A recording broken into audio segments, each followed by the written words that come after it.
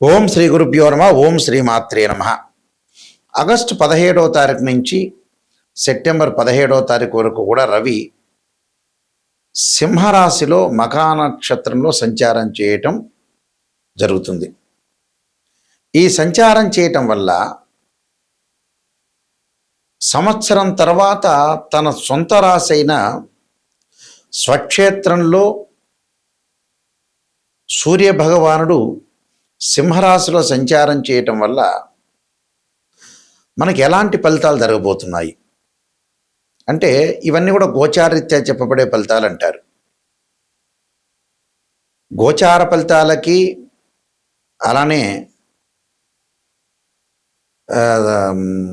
Birth చార్ట్కి ఉన్న difference చాలా ఉంటుంది. గోచారం అంటే ఏమిటంటే 20%.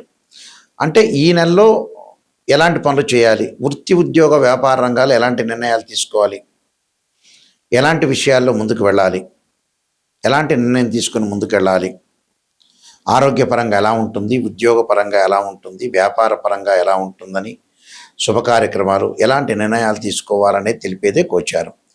లైఫ్ లాంగ్లో రవి ఎలా ఉన్నాడు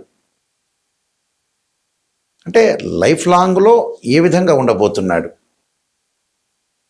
అనేది మనం చూసుకోవాలి. ఎందుకంటే దశమ భావాధిపతి కూడా ఇక్కడ రవే. దశమ భావాధిపతులు రవి, బుధుడు, గురువు, శని. అందువల్ల దశమ భావానికి కారకత్వాన్ని వహించే గ్రహం ఏంటంటే రవి జ్యోతిష్ శాస్త్రంలో. మిగతా భావాలకి మిగతా గ్రహాలు ఉన్నాయి. రవి ఏ స్థానంలో ఉన్నాడు, రవి మహర్దశ కలిసి వస్తుందా లేదా, రవి మహర్దశలో ఉద్యోగం వస్తుందా లేదా, బర్త్ చార్ట్ ప్రకారంగా రవి ఎక్కడున్నాడు. కొన్ని లగ్నాలకి రవి మహర్దశ కలిసి వస్తుంది, కొన్ని లగ్నాలకి రవి మహర్దశ కలిసి రాదు. ఎలాగ కలిసి వస్తుంది ఏమిటి అనేది మనం చూసుకోవాలి. చూసుకొని ముందుకెళ్తే మనకు అనుకూలమైన ఫలితాలు వస్తాయి. అయితే ధనస్సు రాశి వారికి ఇక్కడ భాగ్యరాశ్యాధిపతి అయిన రవి భాగ్యస్థానంలో ఉండటం వల్ల ధనస్సు రాశి వాళ్ళకి ప్రత్యేకంగా ఉన్న విషయాలు మనం చూస్తే చేయని నేరాలన్నీ కూడా నేరారోపణ జరగటం, డబ్బులు ఖర్చే అవకాశాలు, అసమర్థులతో కలయిక, చెడు కార్యక్రమాలకు ప్రోత్సహించటం, వృత్తి వ్యాపార రంగాల్లో ఆటంకాలు, తండ్రి తరఫున బంధువుల ద్వారా కానీ దాయాదుల ద్వారా కానీ గొడవలు, ప్రభుత్వ కార్యక్రమాలకి మీద కూడా కొన్ని ఇబ్బందులు కలిగే అవకాశాలు ఎక్కువ ఉంటాయి. ప్రభుత్వ కార్యక్రమాలు, ప్రభుత్వ ఉద్యోగులకు కూడా కొన్ని ఇబ్బందులు, రాజకీయ నాయకులకు కూడా రకరకాల ఆలోచనలు, పదవుల విషయంలో కొంత చాలా జాగ్రత్తగా ఉండాలి. ప్రతి విషయంలో కూడా కొంత జాగ్రత్తగా ఉండి ఆచితూచి అడుగు వేయాలి.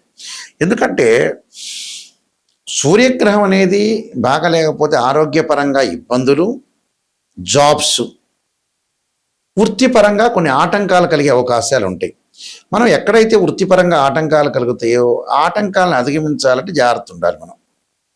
అది చాలా ఇంపార్టెంట్. ఎక్కడో కూడా ఆటంకాలు కలుగుతుంటాయి. అలాంటి ఆటంకాలు రాకుండా మనం చూసుకోవడం చాలా ఇంపార్టెంట్. ఇక్కడ ఇలాంటి విషయాలు కొంత నిర్ణయం తీసుకొని, మంచి నిర్ణయాలు తీసుకొని ముందుకు వెళ్ళాలి. ఏ నిర్ణయం తీసుకున్నా కూడా కొంత ఆచితూచి అడుగు వేయటం చాలా ఇంపార్టెంట్. అక్కడ శుభ కార్యక్రమాల్లో పాల్గొంటారు. శుభ కార్యక్రమాలు జరిగే అవకాశాలు బాగా ఎక్కువ ఉంటాయి. శుభ కార్యక్రమాల్లో ఇబ్బందులు ఏమీ ఉండవు. అన్ని వాటిల్లో ముందుకు వెళ్ళే అవకాశాలు ఖచ్చితంగా ఉంటాయి. అలాంటి ఇబ్బందులు కలిగే అవకాశాలే లేవు. ప్రశాంతమైన వాతావరణంతో నిర్ణయం తీసుకోవాలి. దానితో పాటు మీరు చేయాల్సింది ఏంటంటే తారామహాదేవి యొక్క స్తోత్ర పాలనం చేయాలి. అంటే చేయని నేరాలు, అపవాదులు, అవమానాలు, హింస, నష్టపట్టం, చెడు శుభ కార్యక్రమాలు చేసే అవకాశాలు, బంధుమిత్రులతోటి గొడవలు రాకుండా చూసుకోవాలి. ఇలాంటి విషయాలు కొద్దిగా మీరు అప్రమత్తంగా ఉండాలి. అంటే ఆదాయం బాగా పెరుగుతుంది, కానీ ఆదాయాన్ని మనం నియంత్రణ కూడా చేసుకోవాలిగా. వచ్చింది కదా అని ఖర్చు పెట్టడం కాదు కదా. ఇలాంటి విషయాలు కొంత జాగ్రత్తగా ఉండాలి. నిజాన్ని తెలుసుకొని ముందుకెళ్తేనే మనకు మంచి జరిగే అవకాశాలు ఖచ్చితంగా ఉంటాయి. ఇవన్నీ కూడా గోచారరీత్యా చెప్పబడే ఫలితాలు అంటారు. ఈ గోచారరీత్యా చెప్పబడే ఫలితాల్లో ఈ నెల రోజుల పాటు ఈ రవిగ్రహము ఆరోగ్యాన్ని, అలానే ఉద్యోగాన్ని, చికాకులు, గొడవలు, ఇలాంటివన్నీ కూడా మంచి చెళ్ళు, నష్టాలు, లాభాలు, రవి వల్ల జరుగుతుంటుంది. అంటే సూర్యగ్రహం యొక్క అనుకూలత అనేది మనకు ఉండాలి. ఉద్యోగపరంగా, ఆరోగ్యపరంగా, ఆరోగ్య ప్రదాత అంటాం మనం. అలానే ఇక్కడ రవి ఎవరి జాతకంలో బాగలేకపోతే, ఎవరి జాతకంలో అయినా సరే రవి బాగలేకపోయిన వాళ్ళు ఖచ్చితంగా సూర్యుడు యొక్క అష్టకాన్ని ఆదిత్య హృదయ పారణం చేసుకోవాలి. ఆదిత్య హృదయ పారణంతో పాటు వీళ్ళు అనుసరించాల్సిన విధానం ఏంటంటే మాతాంగీదేవి యొక్క స్తోత్రాన్ని పారణం చేయాలి. మాతాంగీదేవి యొక్క స్తోత్రం పారణం చేయాలి. ఆదిత్య హృదయం ఒకటి, సూర్యుణ్ణి ఆరాధన చేయటం, సూర్య నమస్కారాలు చేయడం చాలా మంచిది. ఇవన్నీ కూడా గోచారీత్యా చెప్పబడే ఫలితాలు, బర్త్ చార్ట్ను అనుసరించే ఫలితాలు కావు. అయితే గోధుమలు దానం చేయాలి ఆదివారం రోజున. గోధుమ రవ్వతో కానీ పిండితో కానీ ఏదైనా ప్రసాదం చేసి దేవాలయంలో ప్రధాన అర్చకులకు ఇవ్వటం వల్ల, వాళ్ళందరూ కూడా వితరణ చేయటం వల్ల, వాళ్ళందరికీ కూడా ప్రధాన అర్చకులు వితరణ చేయటం వల్ల సూర్యుడి యొక్క దోషం పోతుంది. అంటే ఆరోగ్యం మెరుగుపడుతుంది, ఉద్యోగ ప్రయత్నాలు సఫలీకృతం కావటం, నిరుద్యోగులకు మంచి ఉద్యోగ అవకాశాలు రావటం. అంటే ఆరోగ్యం అనేది ఫస్ట్ ప్రయారిటీ కదా. మనకి ఆరోగ్యం బాగుంటేనే మిగతావన్నీ బాగుంటాయి. అందువల్ల ఇవన్నీ కూడా గోచారీత్యా చెప్పబడే ఫలితాలు అంటారు. నిజాన్ని తెలుసుకోవాలి. గోచారం అంటే ఏంటంటే ఈ నెల రోజుల పాటు రవి ఎలాంటి ఫలితాలు రాబోతున్నాయి, సూర్యగ్రహం యొక్క ఫలితాలు ఎలాంటివి రాబోతున్నాయి, మనం ఎలాంటి జాగ్రత్తలు తీసుకోవాలనేది గోచారం. లైఫ్ లాంగ్గా రవి ఎలా ఉన్నాడని చూడటం వేరే. అంటే జన్మలగ్నాన్ని అనుసరించి రవి ఏ స్థానంలో ఉన్నాడో, రవి మహర్దశ కలిసి వస్తుందా లేదా. కొంతమందికి రవి మహర్దశ కలిసి రాదు, కొంతమందికి కలిసి వస్తుంటుంది. ఎవరెవరికి కలిసి వస్తుంది, ఎవరెవరికి కలిసి రాదు, వాళ్ళ జన్మలగ్నాన్ని బట్టి అనుసరించి మాత్రమే ముందుకు వెళ్ళాలి. అంటే ఉద్యోగపరంగా ఎలా ఉండబోతుంది, డెవలప్మెంట్ ఎలా ఉండబోతుంది, ఆరోగ్యపరంగా ఏమైనా ఇబ్బందులు కలుగుతాయి, ఇలాంటివన్నీ కూడా జాగ్రత్తగా అనుసరించి ముందుకు వెళ్ళాలి.